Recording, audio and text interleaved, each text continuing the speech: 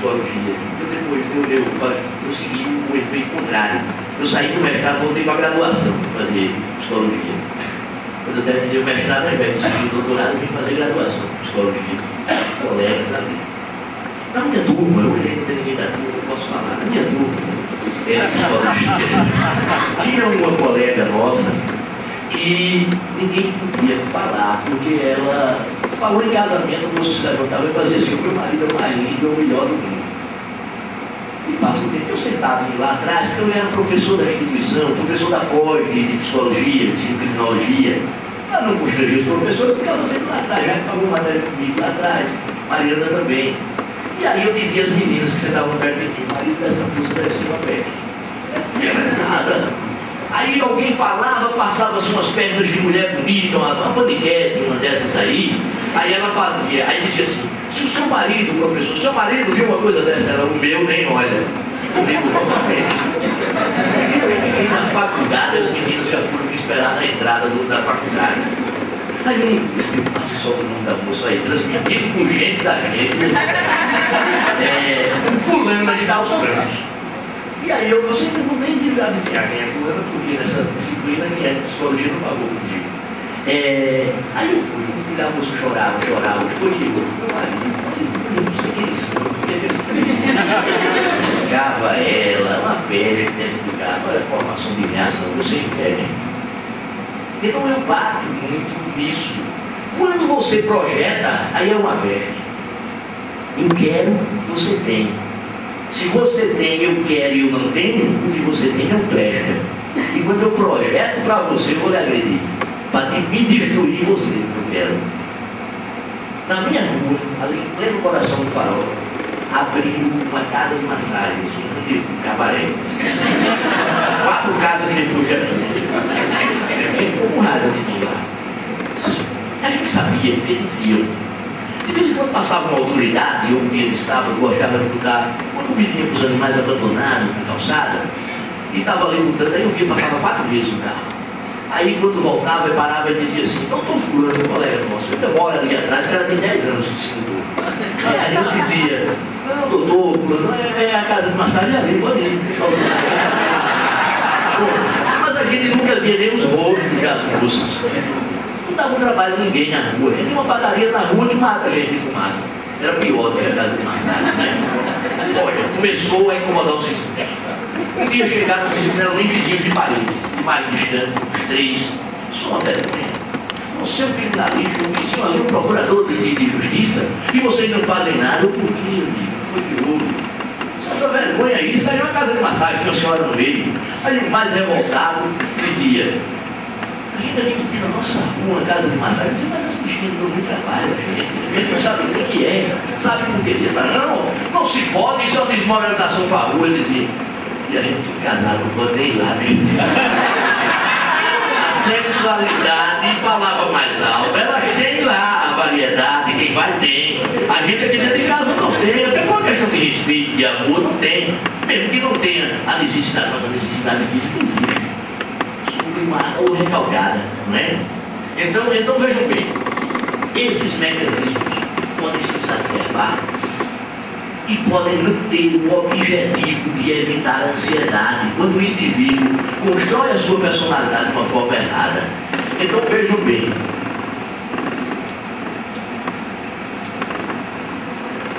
as características, segundo o DSM-4, as características para a definição de um transtorno de personalidade, não é ser originário, mas o DSM-4 segue. O indivíduo sofre e faz sofrer a sociedade e não aprende com a experiência. Nós já vimos, quando eu coloquei a definição de Holmes, que há um outro fator que o DSM-4 também acolhe: o prejuízo funcional. Se o indivíduo sofre e ou faz sofrer, por que eu digo e ou faz sofrer? Porque há um único transtorno da personalidade em que o indivíduo não sofre. Transtorno da personalidade antissocial, o psicopata. Por que o psicopata não sofre? O psicopata, quando tem a formação do seu psiquismo, ele, por alguns dos motivos, daqui a pouco a gente aborda na etiologia, alguns dos motivos de sua criação, e seu histórico é infantil, ele não desenvolve o superego. Pela teoria freudiana, nós temos 3 instâncias no psiquismo. Nós temos o id, que é o animal, nós temos o ego, que é o componente social, e nós temos o superego, que é o juiz do psiquismo. O id, isso, coisa, animal, bicho. O id regido pelo princípio da necessidade, pelo princípio do prazer, da atenção à necessidade. Por quê? O atendimento à necessidade gera prazer. E o id, ele controla sim. Ainda hoje eu dava esse exemplo aos meus alunos lá, minhas alunas lá de psicologia jurídica, hoje pela manhã. O que é que acontece? O animal não tem sexualidade. A gente, enquanto id, a gente tem genitalidade. Mas a natureza é sábia. Ela controla o animal como? Através do período de cio. O homem e a mulher não têm cio. A gente não tem cio. Por que a gente não tem cio? Porque a nossa genitalidade é constante. A sexualidade que já vem com o desenvolvimento do ego é que vai levar o quê? A eleição do parceiro, a internalização dos critérios de beleza, a questão do desenvolvimento do amor pela parceira. Não é? Você não vai levar o seu cãozinho, o seu cachorrinho para cruzar e ele chega lá, tem uma cadelinha de cor branca e ele começa a bater a patinha que só quer uma cadelinha de cor negra. Ele se nega a cruzar porque não simpatiza com ela. Não é bem assim. É um instinto. E nós temos esse instinto. O que trabalha o nosso instinto é o desenvolvimento do nosso raciocínio, é o desenvolvimento do nosso componente social. Mas o que é que vai acontecer? O nosso componente social, que é o ego, o executivo do psiquismo, ele vai se desenvolvendo de forma a adaptar essas necessidades e a busca do seu atendimento para atender o princípio do prazer lá no id. Ele vai se desenvolvendo à medida que vai se internalizando vivências, experiências, imitações, exemplos, e aí em paralelo vai se desenvolvendo o superego. E aí o que é que acontece? Quando o id quer, o ego administra ou não. Eu quero sexo, o ego administra, vamos cortejar, não é? Hoje não se chama cortejar. Antigamente era cortejar, depois eu já alcancei o tempo que era paquerar, depois era ficar, agora é pegar como bicho. Não é para observar. Coisa meio psicopática na sociedade da gente. Fulano pegou fulano, ciclano pegou fulano, porque pegou um cavalo, um boi, uma vaca, um animal. Mas repare que a própria sociedade perde seus padrões de grandeza.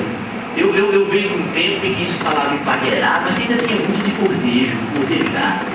O homem cortejava a mulher amada cortejava o homem amado, aquele que se esperava para pegar. O outro está dando bobeira, agarra, puxa, leva, né? A gente está voltando à questão de mal. Como isso é preocupante quando a gente vai trabalhar com um criminoso que não tem padrões de superego. O superego, ele, ao contrário do que a gente pensa, ele não vai atuar de imediato proibindo a ação, não. Ele atua depois, despejando culpa ou plenitude, sentimento de realização. E aí o ego desenvolve aqueles mecanismos de defesa para se defender dele. O antissocial não tem o superego. E aí o que é que acontece? Não tem culpa, não tem remorso. Quem não tem remorso faz qualquer coisa. E vamos à frente. Primeira característica do antissocial. Eu quero mostrar agora como o antissocial é tendente ao cometimento do crime. Apesar de que nós vamos ver que estatisticamente, apesar de serem estatísticas de credibilidade relativa, estatisticamente são poucos os antissociais que cometem crimes, que nós saibamos. São muito poucos. A maioria se compraz com pequenas maldades. Como aquele professor que delira, faz um êxtase quase ao clímax sexual e vê um aluno implorando um décimo no filho. Esse aí às vezes tem, isso aí já é um traço psicopático. É um traço, né? Mas vamos ver o grosso aqui de características. Indiferença e insensibilidade pelos sentimentos alheios. Ele é regido pelo princípio do prazer, pelo id. E o que é perigoso nele? Se é um animal, se é um animal não é inteligente, é o contrário. O espaçozinho do superego dele é ego. Só que é ego escravo do id. Escravo do prazer. Então ele faz tudo, ele vive tudo para atender as necessidades. E para ele, se ele não tem culpa, se ele não sente remorso, o sentimento alheio pouco importa. Está lá, a gente vê fora do crime, fora da área criminal, aquele namorado mais apaixonado do mundo, um homem que se matava pela mulher amada. Aparece outra que ele acha mais bonita, mais rica, mais interessante, ele acaba por 1,5. Aí a pobre da imbecil, coitada, estava se acabando de chorar e está na boate uma da outra, envolvendo a outra. Esse cara tem um traço muito forte, psicopático, pode não ser ainda. O DSM-4 diz que tem que ter pelo menos as 3 das características, mas já é uma característica muito forte, porque já mostra insensibilidade. Olha, vocês viram um exemplo que eu coloquei aqui? Veículo especial para transporte de sogras e cunhadas chatas. Ó, ela vai levando tipo uma gaiola, as bichões. Tá insensível, nem aí. Vai transportando. Irresponsabilidade e desrespeito por normas, regras e obrigações sociais. Isso já chamava a atenção de Pinel. Pinel trabalhava com aquele maníaco sem delírio, dizendo que era um cara que tinha dificuldade de se adaptar e de obedecer, de observar a hierarquia, de observar as regras. Era um cara que fugia sempre das regras, ou seja, porque ele busca sempre o prazer. Então ele busca sempre, mesmo que ele pareça ser o cara ou a menina mais apaixonado do mundo, mais preocupado do mundo, um filho perfeito enquanto precisa do pai.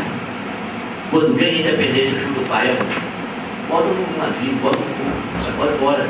Né? Incapacidade de manter relacionamentos, embora não haja dificuldade em estabelecê-los. O que é isso? Relações objetais. As relações dele não são aprofundadas. Pessoas simpaticíssimas, já fazem a maior amizade do mundo na hora. Às vezes desenvolvem até beleza física. É interessante, quando não beleza física, é simpatia de traços. Daqui a pouco a gente vai ver exemplos.